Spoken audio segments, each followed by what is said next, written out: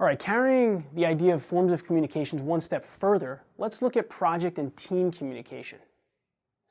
Technology has both advantages and disadvantages. The advantages is that there's a lot of different ways for us to get in touch with people today, but that's also a disadvantage because, as I said earlier, it's more to manage.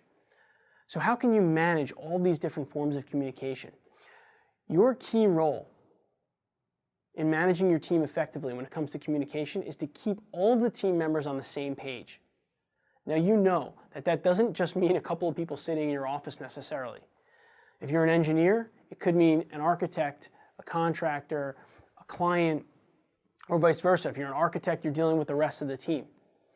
So you need to keep everybody on the same page. And how do you do that? I recommend that you utilize some type of a system to do so. It could be just simply email, where you have an email string. It could be a project management website of some sort. You need a way to ensure that everyone is on the same page at all times. Because the last thing that you want to have happen is you reach out to one of your clients to tell them something about the project, and they say to you, oh, well, you know, Mary in your office already told us about that a few weeks ago.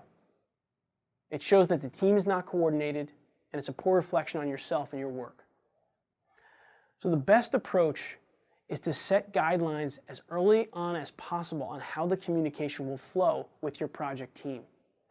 Maybe it's a meeting where you get together and say, I'm going to be the project contact for the client, so that Joe and Mary and everyone else is not constantly sending messages to the client. Anthony's sending all the messages to the client, and they get routed through me.